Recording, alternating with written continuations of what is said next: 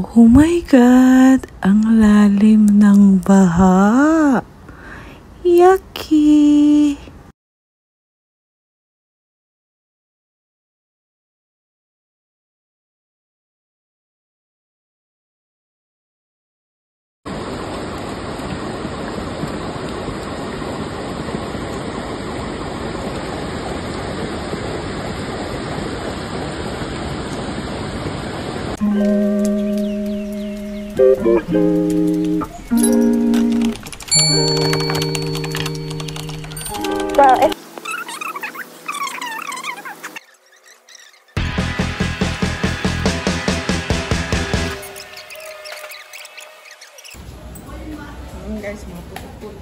Ayan na guys, here's the part 2 about doon sa Hong Kong na nagbaha.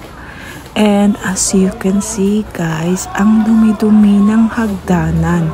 Itong hagdanan na po ito is hagdanan pababa ng MTR. Hihihihi. Yucky! As you can see guys, yung mga trabahador, ang bilis-bilis nila maglinis. Siguro above minimum sila. Yucky! Ayan guys, papunta na po tayo doon sa kabilang mall. Paano tayo makapunta is aakyat tayo sa taas kasi may flyover. Andon kasi yung mall na lumubog. Yucky! Ayan na guys, nakita nyo na yung baha. Kawawa yung escalator, halos lumubog na siya. But mas kawawa yung ground floor kasi hindi na talaga siya nakita. Andyan pa naman yung Busini at saka Baleno. Tapos may dalawang restaurant dyan na nakainan namin na masarap. Tapos nandyan din yung bilihan namin ng shampoo. Tignan nyo yung baha. It's like a coffee na may sprinkles na chocolate. Yucky! Sapa ito guys. Akala nyo ba sa Pilipinas lang may marites? Meron din dito sa Hong Kong guys. As you can see, akala mo nanonood sila ng concert. Diba? Lahat sila nagpipicture sa baha. So, trending yung baha, diba? Yucky! OMG! Ang daming nasawing bangko at lamesa. Wala man lang naka-rescue sa kanila dito sa mga nakatayo sa harap ko. Kawawa naman sila.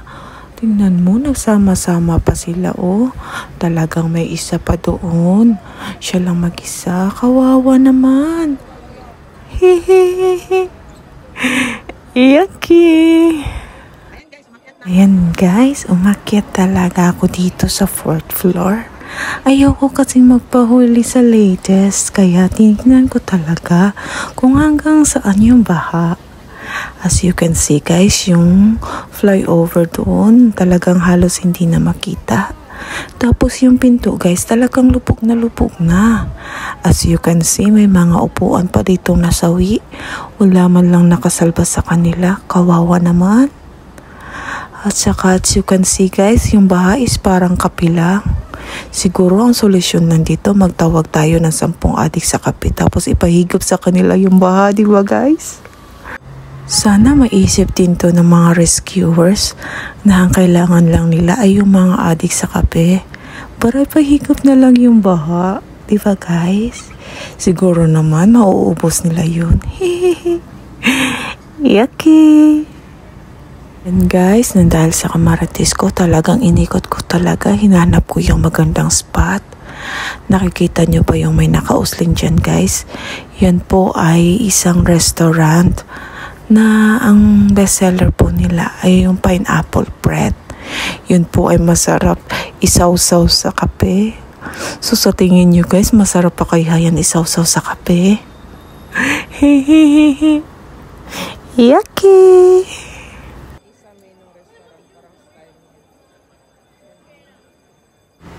At sayang din yung restaurant na yan guys kasi kaka-renovate lang. Tapos may katabing baleno yan dyan. Hindi ko alam kung lahat pa ng damit ng baleno nabasa sa baha. Ang dami sigurong labahin noon guys, no? Saan kaya nila isasampay? Hihihihi.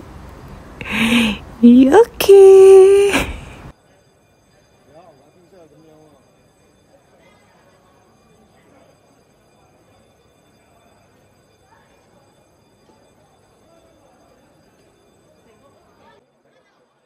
Talagang hindi pa ako nakontento, talagang umikot pa ako. May nakita kasi ako dito nagre-report, baka mas magandang spot dito, yun pala hindi. Ang ginawa ko na lang guys is tinry kong mag-ikot-ikot para man lang mahagip ako doon sa nagbabalita. At least para ma-feature ako doon sa TV. So ayan guys, nagpapaano ako dito, nagpapachar-char. Sana nahagip ako. Tapos niyan guys, tinignan ko ulit yung baha. Talagang hindi ako nakontento. At dahil dyan guys, as you can see, ang daming mga marites guys. Talagang sumiksik ako. Tingnan nyo guys, oh. Andito na kami sa pinakamataas. Talagang hindi ako tumigil hanggat hindi ko talaga nakuha yung lahat ng anggulo ng baha. Ganyan ako kamarites. Hihihihi. Yucky.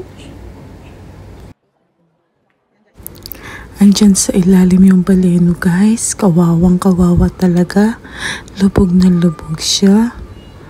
As you can see guys, kanina andyan ako sa tapat. Ngayon, andito na naman ako sa tapat ng pinagtayuan ko kanina. Ganun ako kamarites guys. Inikot ko talaga lahat ng sulok ng mall. Ma-picture ko lang yung baha. As you can see guys, ang daming tao. May ibang shop na nagbukas na because it's already 11 o'clock that time. At meron din akong share sa inyo. Kanina may nakita akong bumbero. Alam nyo naman dito guys sa Hong Kong, yung mga bumbero nila at mga pulis, mga yummy. Kaya sundan natin. Yummy! Alam niyo ba guys, sa kaikot-ikot ko dyan sa mall, na-interview ako. Diba sabi ko kanina gusto ko na ma-feature ako sa balita. Yan yung reporter na yan guys, na-interview niya ako. Akala ayoko nga magpa-interview kasi sabi ko English lang alam ko. Kaya nag-English yung reporter guys. Kaya na-nosebleed ako.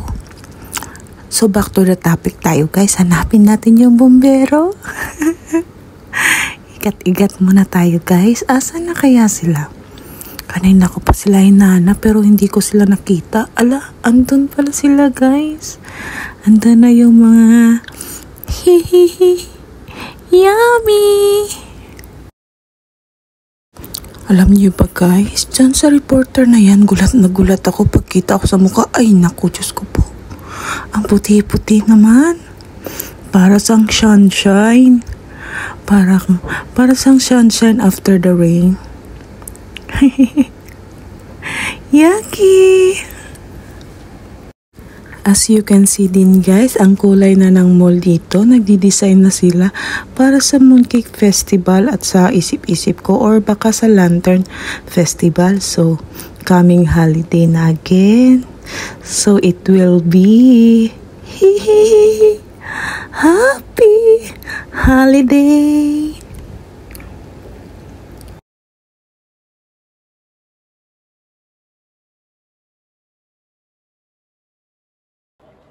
As you can see guys, kung nakikita nyo, bumababa na yung baha kasi nakikita na yung bubong ng cafe. Sinisip-sip na kasi ng mga adik sa kape. Ay, sinisip-sip na ng mga bumbero. Yucky! Ayan guys, I'm going home na. Papauwi na ako. As you can see guys, nakikita nyo ba? Kagabi guys, yan po yung lumubog sa baha. Makikita nyo po yan doon sa entrance ng video ko. As you can see, wala na yung baha. Pero this time guys, wala pa yung public transportation. Puro mga private pa lang meron. As you can see guys, yung other side ng kalsada is closed talaga. Talagang nagsasanib puwersa sila para maubos nila yung baha dito sa ilalim ng MTR at saka doon sa kabilang mall. Talagang nagsasanib puwersa silang sipsipin. Kaya sana matapos nila bago dumating yung Pasko. Joke. Sobrang aberya at daming perwisyo talaga ang dinulot ng bahang ito sa MTR. Buti na lang yung aksyon nila dito mabilis pa sa alas 3. Kaya hindi sila naabutan ng alas 4. Funny! Ayan guys, tapos na akong magmarites doon sa baha. So, ayan, still umuulan pa rin. Ganun tayo kamarites. So, that's all for today's video. Sana po is magustuhan nyo yung baha. I hope you like it. So, thank you for watching. Don't forget to like and subscribe my channel. So, thank you guys. Babush! Ching! Paano ba? Ayan, umulan pa. Bye! Ayan guys, sa dumi-dumi.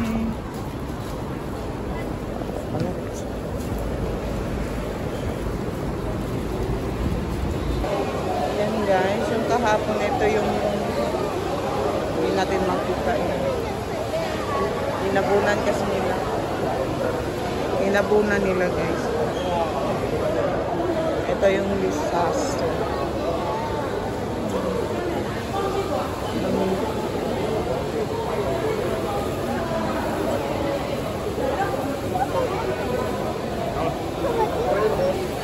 Ayan na guys, ito yung kahapon may may baha.